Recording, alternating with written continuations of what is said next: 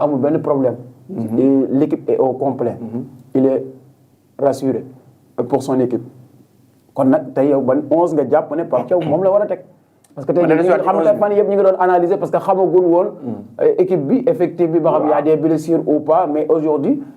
hier Pape Thiaw est sorti nous dire que il y a pas de problème pour son équipe donc l'équipe est complète. waaw donc Pape Thiaw bu ñëwee wax ñu l'équipe est au complet loolu day gën a dalal suñu xel daal donc aujourd'hui man su ma naree teg benn 11 bi nga xamante ni man jàpp naa ni 11 boobu suñ ko tegee nag Sénégal mën na si am dara man comme Kalidou Koulibaly ñëw na donc dama changé damay génnee Sarr ci nga xamante ñoom ñoo titulaire par rapport ak. ki nga xamante jox ma sa 11 rek après ñu jàngat ko. ak 11 tay bi yow. voilà su ma tegee Edouard Mendy. waaw. Diawrine Niakhaté Koulibaly Krépin Diatta. Pape Gueye ak Pathé Ciss laay teg. Pape Gueye Pathé Ciss. non oui Pathé Ciss parce que jàpp naa ni actuellement ci match contre la France comme ni ma ko yàggee wax Pathé Ciss mooy défensivement il va jouer un rôle très important. par rapport ak ñëw densifier suñu défense bi benn ligne en 5 bi nga xamante ne waxoon naa la ko keroog Sénégal bu nekkee France bu yoree possession de ballon Sénégal bu nekkee ci ay phase défensive Pathé Ciss mu ñëw seey ci défense bi ñu am benn défense à 5 moom mu ñëwee taxaw ci diggante Koulibaly ak ki nga xamante ne mooy Niakhaté loolu day permettre aussi ñi mën a def ay marquage à 2 waxoon naa la ko par rapport ak Olysée par rapport ak ki nga xamante ne Doué pour mieux les excentrer pour ñi bañ décrocher parce que joueurs yi quand boo leen excentrer ils ne sont pas dangereux donc le plus ñoom suñu décrocher ci dañuy gën a dangereux par rapport suñu décrocher parce que ñoom ñaari yëpp dañoo nekk ay joueurs yi nga xam même de loin ils peuvent tirer mën nañu def ay enroulé de balle yu excellent donc man jàpp naa ni Pathé Ciss aujourd'hui ça sera quand même la clé du match. yow tey jii kon Pathé Ciss da nga koy def ci 11 bi départ tey. non obligatoirement man su ma nekkoon Pape Thiaw Pathé Ciss je crois que dafa nar a départ obligatoirement parce que il le mérite te ñun ñëpp gis nañu la saison qu'il a fait gis nañu match de préparation bi nga xamante ne def na ko donc boo xoolee les forces de la France mu nekk l'attaque il faut boo xoolee France force bi yëpp attaque bi la yow da nga nar a solidifier sa défense. donc Pathé Ciss défensivement gis nañ ni même au Rayo Vallecano parfois de moom mooy jouer seen défense bi donc Ciss la il a l'habitude de défendre te mën na ko donc jàpp naa ni aujourd'hui même pour les intercepter passes yi gis naa ni da koy def à merveille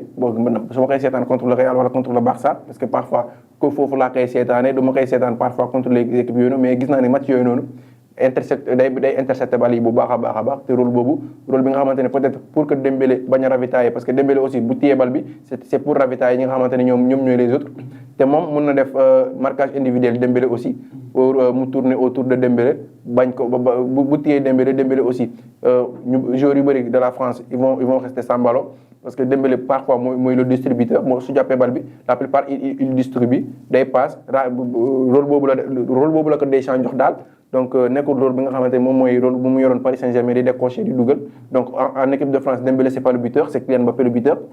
et Kylian Mbappé a besoin qu'on le sert des balles donc ku koy servir nag mooy que ce soit Dembélé la Olysée ak Doué donc chaîne d'approvisionnement voilà def mi mooy wax ne chaîne d'approvisionnement boobu lañ nar a bloqué suñu bloqué chaîne d'approvisionnement bi Mbappé sans ballon donc isolé Dembélé isolé ki nga xamante ne mooy Doué isolé ki nga xamante ne mooy Olysée donc di leen yóbbu di leen excentrer parce que ñoom toujours damay wax il faut toujours les excentrer que ce soit ñi dem ci ligne de touche bi ñi bañ toujours ñi décrocher parce que quand ils décrochent ils sont dangereux suñu décrocher mën nañu trouver Dembélé ci seen milieu de terrain bi wala ñi dóor ils sont très dangereux mën nañu suñu décrocher genre ils peuvent combiner avec l'autre avec l'équipe mais suñu leen isolé ñi nekk ci ligne de touche bi même su mën nañu am ci ñoom touche donc ñi def ay prise de 2 ay prise de 3 si les joueurs ñi def prise de 2 prise de 3 si Doué wala prise de 2 prise de 3 si sur ki nga xamante ne mooy Olysée donc toujours Pathé Ciss rôle bi ma koy jox mooy toujours remplacer parce que Kalidou Koulibaly su wàccee su demee jàppale ki nga xamante ne mooy sur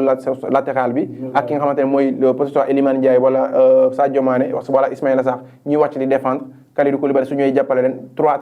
je pense que contre 3 défenseurs Doué ou Olysée ils seront fébriles voilà contre 3 défenseurs ñoom ñëpp ils seront fébriles donc man système boobu laa dugalee Pathé Ciss pour surtout un rôle défensif donc milieu de terrain bi à Pathé Ciss ak kan ak Pape Gueye voilà ok ak kan donc su ma naree teg ci kaw donc aujourd'hui par rapport au match donc parce que man damaa jàpp ni dañoo nar a dem ay contre-attaque rapide damay teg Sadio Mané su ma tegee Sadio Mané ci kaw ñoom ci diggante ki nga xam ne moom mooy Pathé Ciss ak Pape Gueye parce que déjà da ngay teg ñaari milieu terrain défensif tu n'as pas besoin encore nga tegaat beneen milieu terrain bu offensif da ngay teg ki nga xamante ni ils peuvent directement solliciter vers l'attaque donc voilà ok léegi ngay soxla à l'attaque le trio voilà damay jàpp ni donc bu ma naree teg attaque bi damay jàpp nga ay joueurs yi nga xamante ni ils sont rapides pour les transitions rapides gaaw nañu mën nañu utiliser l'espace donc am nañu de l'autre côté damay teg Ismaïla Sarr parce que il est rapide ci bu dee dañuy procéder au contre il est rapide mun na bu ñu demee un contre Koundé wala contre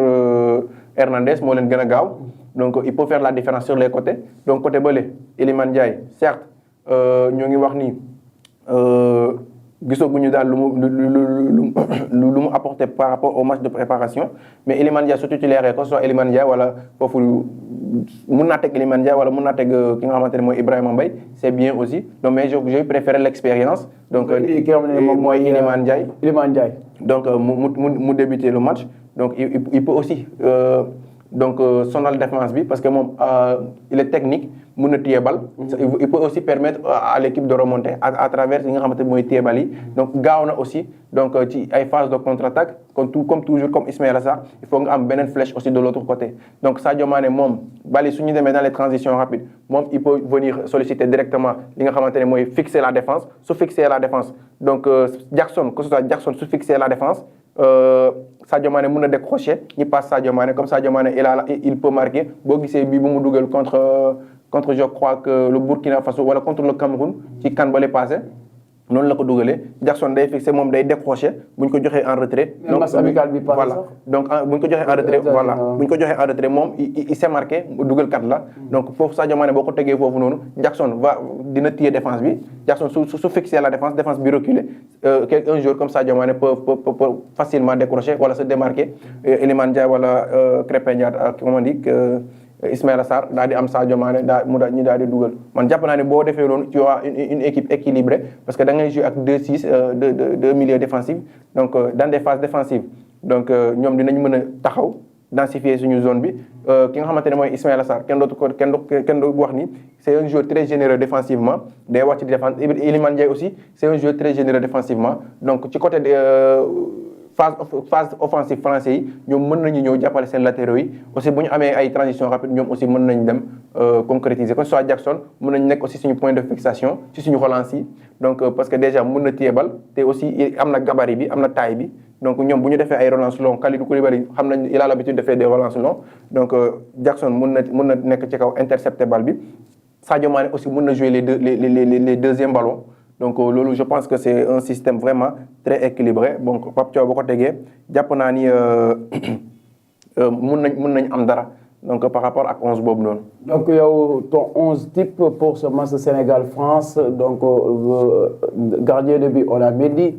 L'axe central on a Diakhaté et Kalidou Koulibaly à droite on a Krépin Diatta à gauche on a ki nga xam ne moom mooy Diawrigne au milieu de terrain on a Pathé Ciss et Pape Gueye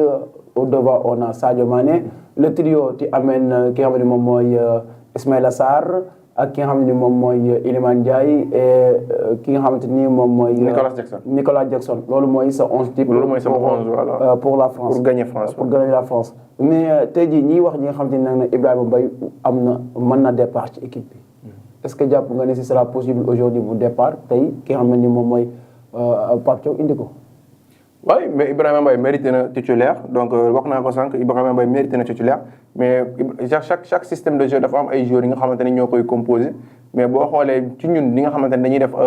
système défensif donc dañuy défendre on aura besoin des joueurs yi nga xamante ne ils ont l'habitude de défendre wàcc di défendre di jàppale seen latéraux yi xam nañ ni Ibrahima Mbaye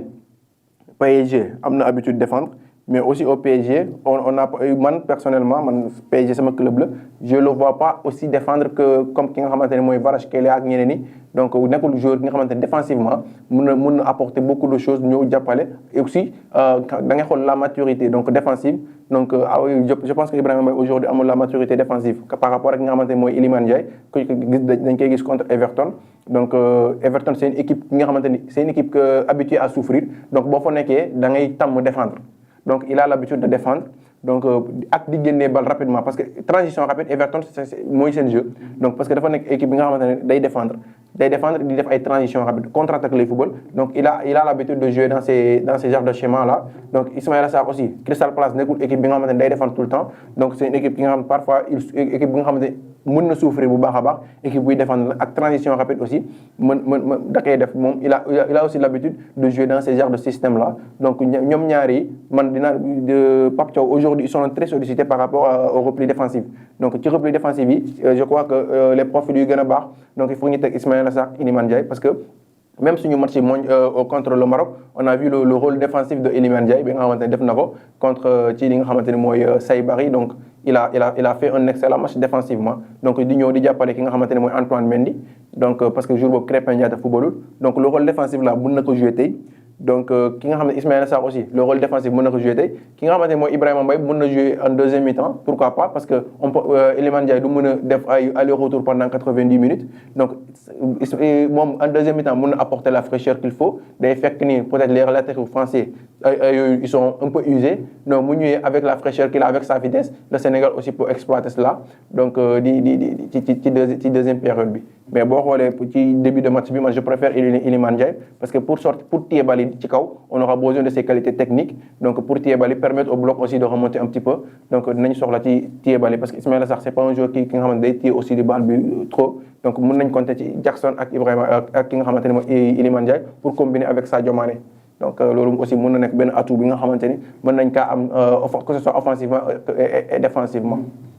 donc am na solo muy match bu nga xamante ni c'est important ñu koy xaar tey diggante Sénégal ak France kii nekk di Pape Thiaw démb génn na def benn conférence de presse xam na ne il a son effectif l'effectif est au complet il est rassuré pour son équipe il y a pas de blessure qui a été signalée hier lors de la conférence de presse du coach sénégalais ki nga xam ne moom mooy Pape Thiaw mais démb laaj nañ Pape Thiaw diggante Sénégal ak France maanaam match bële ñoom ñu ko footballoon en 2002 ak tey comparé ñaari équipe yi mais par rapport ak la réponse de Pape Thiaw dafa mel ne c'est un autre contexte est-ce que c'est vrai c'est un autre contexte ou pas. beneen contexte la parce que les enjeux bokkul parce que bële la France dañoo génnoon ci li nga xamante ni juste champion du monde peut-être champion d'Europe ñu ñëw li nga xamante ni mooy coupe du monde bi jël nañu coupe du monde jël euro ñëwaat coupe du monde donc bii la France vice-champion la donc aujourd'hui la France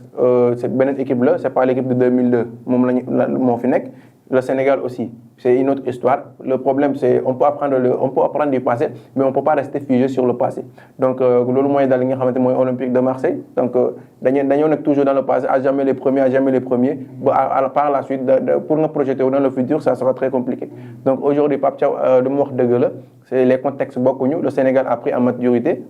ci côté football le Sénégal aujourd'hui comment on dit rôle bu mu amoon ci coupe du monde 2002 du rôle boobu la yor ci coupe du monde 2026 parce que bële première participation la bii le Sénégal on a participé à 3 coupes du monde d'affilée on commence à avoir l'habitude de cette compétition là xam nañu aussi comment se qualifier dans cette compétition donc c'est bien il a bien répondu di wax ni donc c'est pas les mêmes contextes yi bokkuñu Sénégal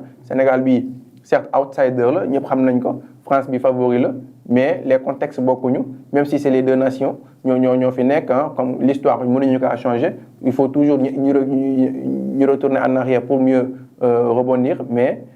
fii moom je crois que il a bien répondu que contexte yi bokkuñu France bële ak France bi bokkul Sénégal bële ak Sénégal bi bokkul les objectifs aussi ont changé parce que Sénégal bële ñëwul woon aussi pour se qualifier ci li nga xamante ne mooy